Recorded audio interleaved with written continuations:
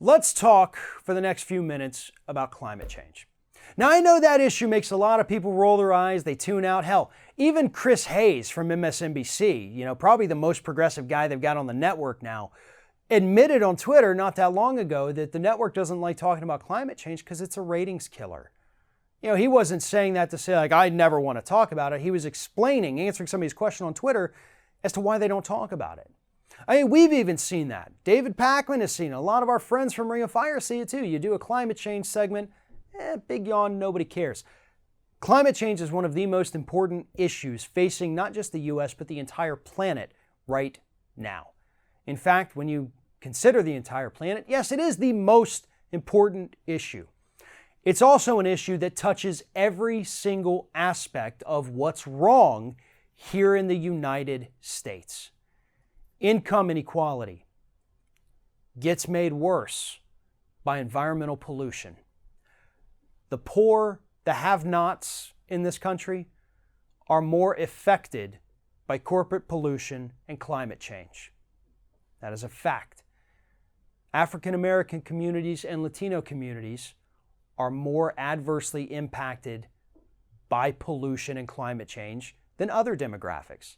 So you got the income issue, you got the racial issue, you've got the political issue, the money in politics coming from fossil fuel interests, flowing to the parties, most of it going to Republicans, but enough of it going to Democrats to stop any meaningful action. We have to do better.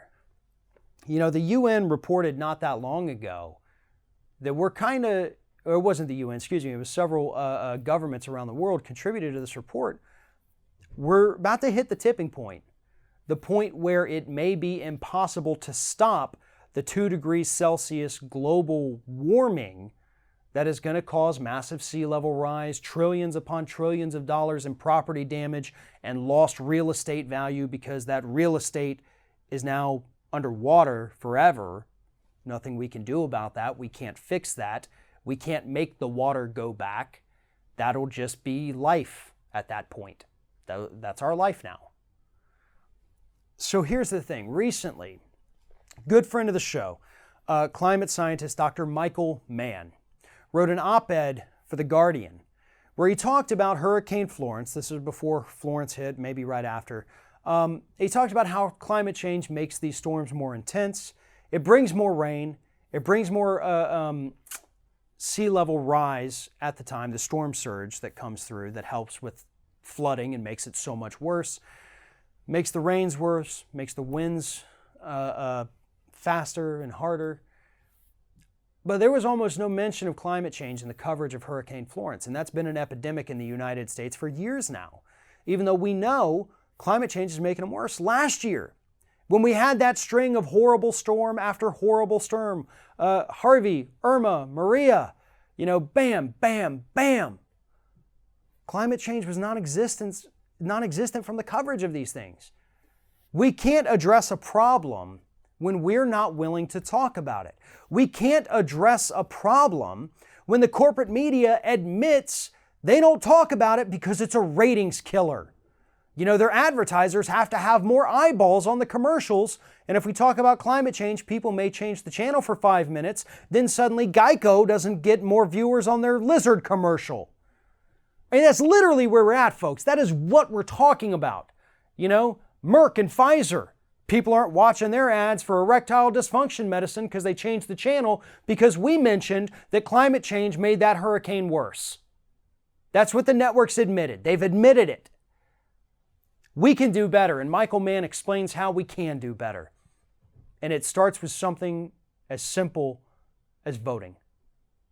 Believe it or not, that is the most important thing you can do to protect the environment here in the United States and all across the planet. It's not the only thing. Obviously, we have to look at the foods we consume. We have to look at farming issues. We have to stop using fossil fuels. But we can't do any of those things unless we vote. Because as long as we continue to put politicians in power who take money from fossil fuel interests, we'll never get any kind of meaningful action. We have an administration today that is actively working to make cars less fuel efficient. They want your car to burn more gas, spew more pollutants in the air for no reason. There's literally no reason why that should happen. Nobody benefits from that at all except the oil companies who sell you more gasoline now because your car requires it now, because you were getting 30 miles per gallon, now you're back down to 15. So yeah, you're filling up twice as much, you're losing money on that, you're polluting more, but those fossil fuel companies, they put more money in their back pocket every single day. Those are the only people who benefit from repealing a fuel efficiency standard. It is sick, it is twisted, and that kind of thing is a uniquely Republican issue. Democrats are not perfect on the issue of climate change or protecting the environment. They are not. Barack Obama oversaw one of the largest expansions in domestic oil production in the history of the United States. He also expanded coal mine leases that were able to extract enough coal to completely outdo the emissions reductions from his Clean Power Rule. But at the same time, he gave us the Clean Power Rule, which helped save us a little. They enacted new standards to keep toxins like mercury and arsenic out of the air.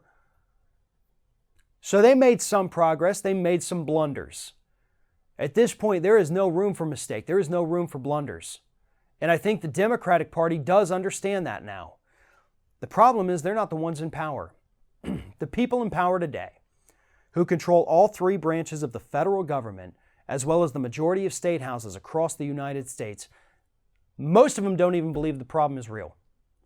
The majority of people in the United States today are represented by a climate change denier in the U.S. Congress. Either somebody who says that climate change is a hoax, or somebody who believes that we should not do anything about climate change. Both of those qualify as deniers. Majority of people in this country are represented by somebody like that. And every one of those somebodies is a Republican. So Michael Mann is right. If you want change, if you want to make things better, if you want to have a sustainable country, the first and most important thing you have to do is vote. And you got a very big test coming up. A test coming up in the November midterms. You can vote for a party that agrees there's a problem and that we have to do something about it now, or you can vote for the party that doesn't even think that it's real. Sounds like a pretty simple choice to me. We'll be right back.